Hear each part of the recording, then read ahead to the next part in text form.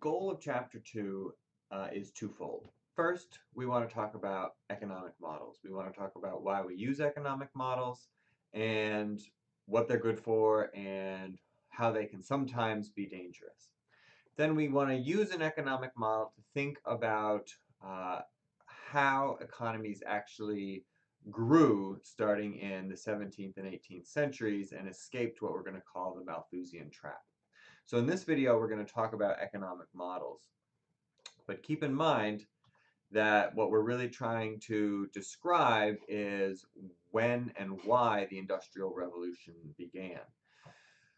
So as we work through the models and think about that, it's good to remember how different the world is now than it was 300 or 400 years ago, where, in a modern industrial economy, we produce a whole lot more food, we produce a whole lot more stuff, and we do a lot more services than we used to.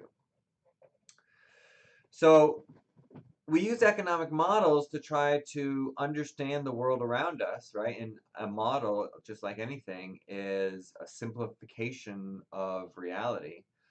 So what we're going to look at is both production. So we have in this graph here a real wage index. We'll talk about that a little bit more.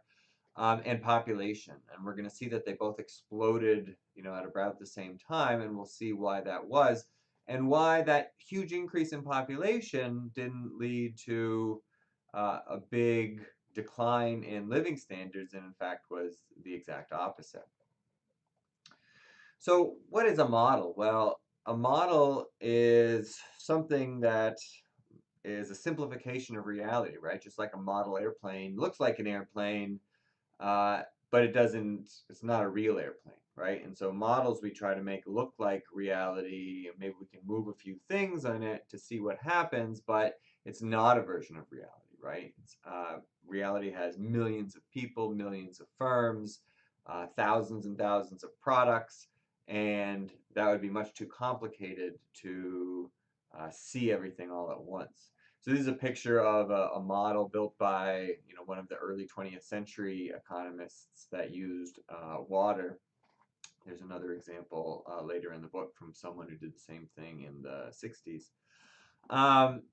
And so what we're going to do is we're going to think about these model and look at one piece at a time.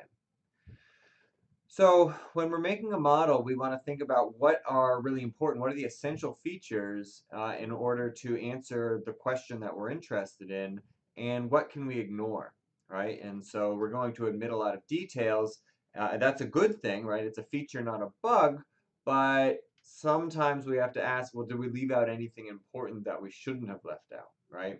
Are we focusing on things that, you know, might also be important, but they're influenced by something we left out of the model, and so our model is not working very well.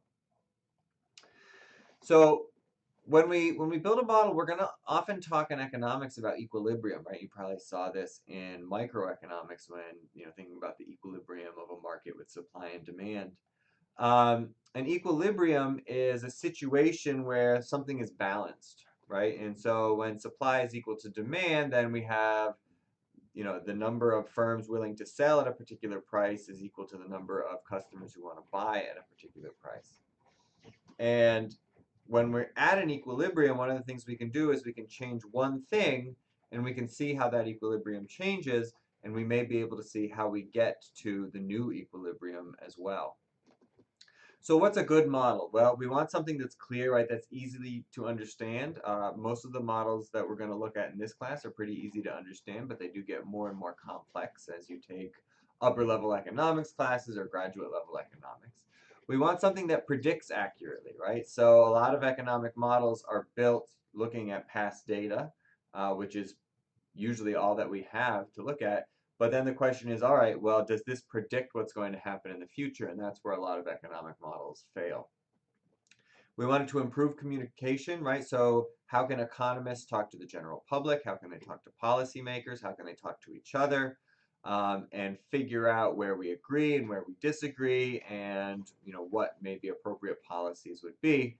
And also, it should be useful, right? It should help us understand how the economy works and therefore improve how the economy works as well, if possible. So just a few key concepts in modeling. Ceteris paribus means that we're holding everything constant, right? So the idea is we're often going to look at two or three variables in a model, and we're assuming that everything else stays constant. And so often what we'll have is two variables, one on the horizontal axis and one on the vertical axis. And we'll want to think about, all right, well, what are all the other things that affect it? We're going to hold those constant, but we might change one at a time and see how that affects the variables in the model.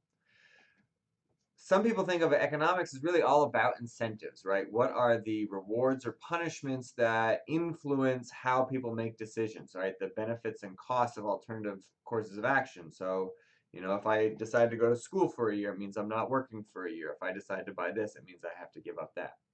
We also want to think about relative prices, right? So we're going to talk a bit about prices in this class. I'm sure you talked about a lot about them in microeconomics.